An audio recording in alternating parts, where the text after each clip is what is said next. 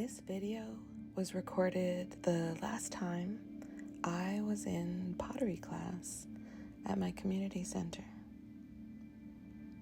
That was Tuesday, March 3rd, 2020.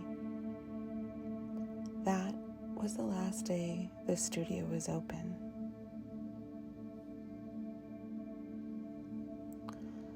Oh, it seems so long ago. The last couple of months have whirled by so quickly. It's been hard to keep up, really. Over the last couple of months, I went to Malta for 10 days with my boyfriend. We came back and quarantined together for 2 weeks, then 2 more weeks. Then we got tested for coronavirus and were negative. And we decided to stay living together for the time being. I'm working from home. Mike is laid off and has been doing handiwork around my house and helping me set up my pottery studio in the carport.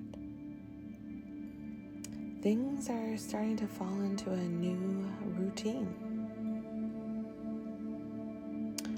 And I'm starting to loathe that term, the new normal.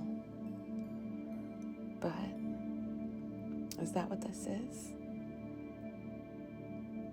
And then, today, I bought a kiln. Yep. It's an old, used kiln that's been in storage for, who knows, but I'm guessing a decade. It's a Duncan DK 820-2. They haven't made them since the 90s. It's a little guy, goes up to cone 8, and it's pretty exciting and scary. I'm headed into new territory now, firing my own work. For the last 6 years, I've been working out of Robert's Recreation Center, taking a weekly class. I get to make whatever I want within some limits, and Pat, the kiln master, takes care of all the firing. This means I haven't been responsible for firing my own pottery.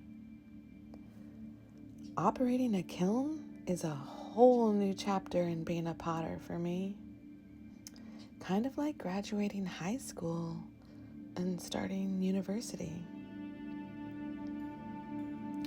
And here I am, a teenage-like potter, and I'm feeling so nostalgic for high school.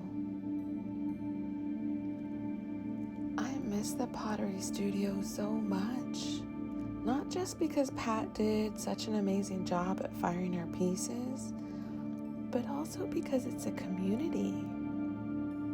My class is full of such wonderful people, creative souls with warm and loving hearts, constantly snapping silly double entendre jokes. We'd sit around the tables and wheels and chit-chat about pottery or our lives or trips we were planning or things happening in St. Pete. Sometimes our teacher, Tom, would read us the strange but true excerpts from the newspaper. I miss these guys. Working on pottery at home just isn't the same. But it's my reality now. And so I'm gonna find my new groove. Mike is learning to throw, and he seems really interested in pottery. It's kind of exciting to share my passion with him.